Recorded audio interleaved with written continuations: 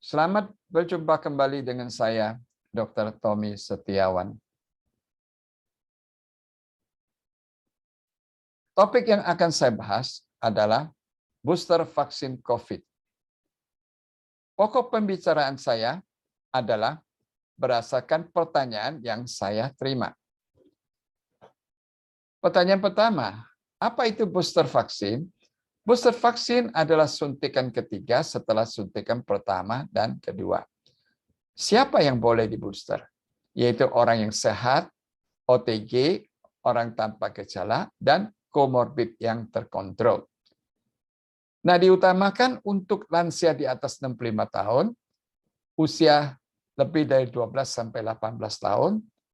Yang ketiga adalah anak sekolah 5 sampai 12 tahun. Nah, kemudian baru untuk umum. Nah, siapa yang tidak boleh di-booster? Yaitu orang yang alergi, karena bisa bahaya shock anafilaktik. Dan juga orang dengan komorbid yang tidak terkontrol, yang tidak boleh di-booster. Pertanyaan kedua, mengapa harus disuntik booster vaksin? Nah, karena respon imun tubuh antibodi melemah 6 bulan setelah suntikan kedua, full dose. Dan juga vaksinnya masih efektif terhadap Delta dan Omicron. Nah, bila kena infeksi, gejalanya lebih ringan. Dan juga bisa mengurangi masuk ICU dan kematian bila terinfeksi. Booster juga bisa mempercepat terjadinya herd immunity dan mempercepat eradikasi pandemi. Nah, pertanyaan ketiga, kapan boleh disuntik booster vaksin? Itu booster boleh diberikan 5-6 bulan setelah suntikan kedua, full dose. Pertanyaan keempat, apakah booster boleh dilakukan dengan vaksin yang berbeda jenisnya? Jawabannya adalah boleh. Bagaimana caranya? Yaitu ada 2 cara, yakni 1 dengan homologous vaksin, kedua dengan heterologous vaksin. Nah, homologous vaksin yaitu vaksin yang diberikan yang sama dengan 1 dan 2. Misalnya Sinovac 1-2 dengan booster Sinovac, atau Pfizer 1-2 dengan booster Pfizer, atau Moderna 1-2 dengan booster Moderna, atau AstraZeneca 1-2 dengan booster AstraZeneca. Sedangkan heterologous vaksin yaitu dengan vaksin yang berbeda dengan 1 yang 2. Misalnya Sinovac 1-2 dengan booster Pfizer, atau Sinovac 1-2 dengan booster Moderna, atau Sinovac 1-2 dengan booster AstraZeneca. Nah, apakah hasil respon imun antibodi itu akan sama dengan vaksin yang berbeda? Hasilnya adalah sama, yaitu menghasilkan antibodi yang sama terhadap COVID-19 atau variannya, misalnya Delta dan Omicron. Pertanyaan kelima, apakah efek samping booster sama dengan suntikan 1 dan 2? Jawabannya adalah sama. Efek samping booster adalah sama dengan suntikan 1-2, yaitu sakit atau bengkak pada tempat suntikan, bisa panas, dan akan hilang dalam 1-2 hari. Nah, efek samping ini merupakan tanda yang baik untuk respon imun. Apakah efek dapat lebih berat daripada vaksin suntikan yang 1 dan 2? Efek samping dari booster vaksin ini bisa sama beratnya atau bisa lebih berat dari suntikan 1 dan 2.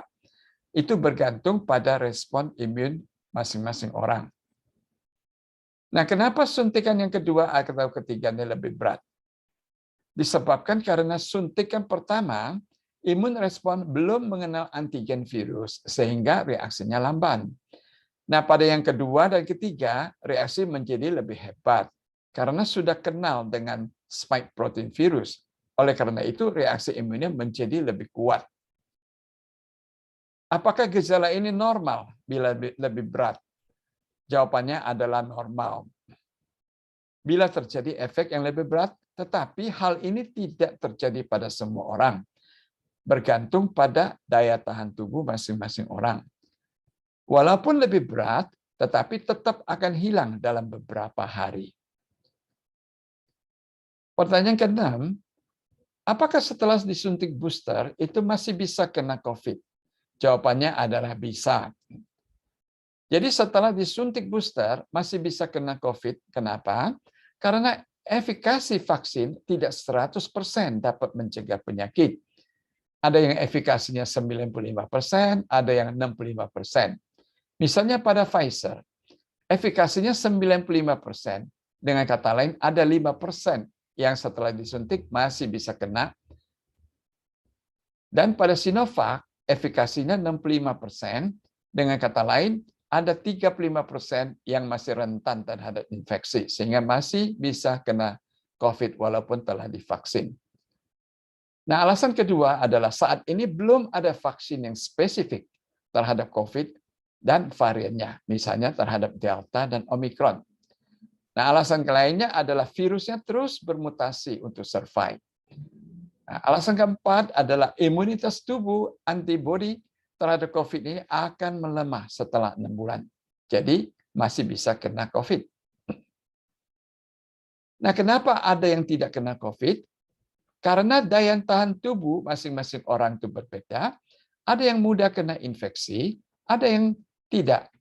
Karena ada kekebalan dalam tubuh terhadap infeksi. Dengan kata lain, ada imunitas yang telah diperoleh secara alami, misalnya pada orang yang OTG.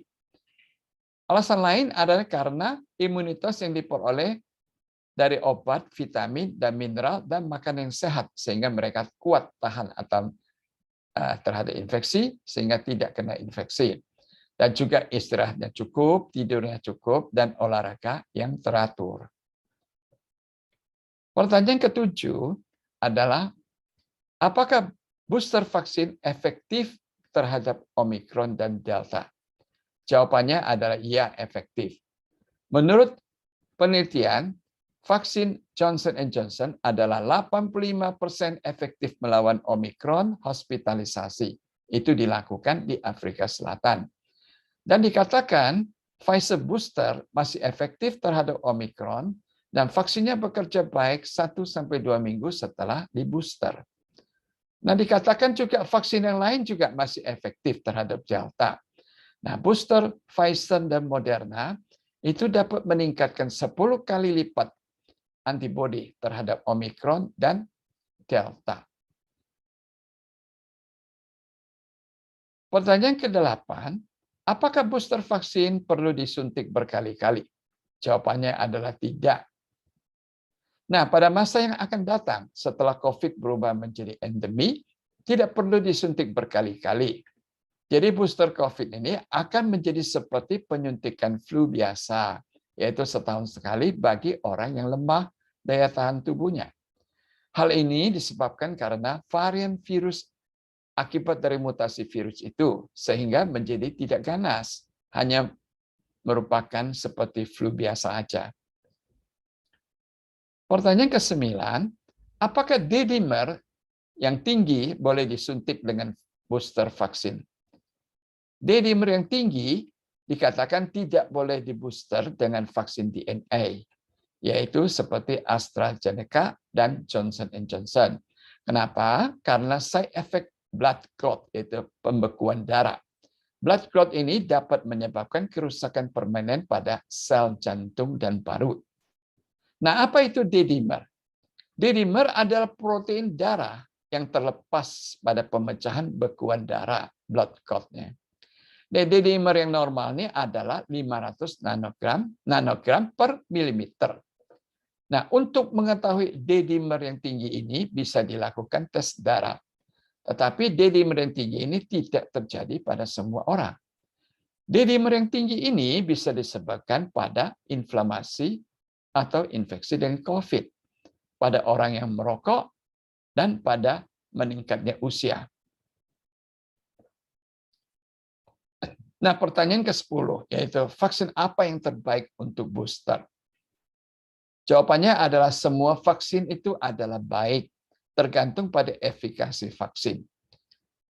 Contohnya Pfizer 95% efikasinya. Moderna 94,1%. Novavax 90,4%. Johnson & Johnson 66,3%. Ini semuanya bikinan dari Amerika. Nah, vaksin AstraZeneca 76%. Itu dari UK. Sinovac 65,3%. Sinopharm 79%. Ini produksi dari China. Covaxin 78%. Ini dari India. Dan Sputnik 5 91,6%. Vaksin dari Rusia. Nah, sebagai summary dan conclusion-nya. Booster vaksin boleh diberikan minimum 5-6 bulan setelah suntikan kedua yang full dose.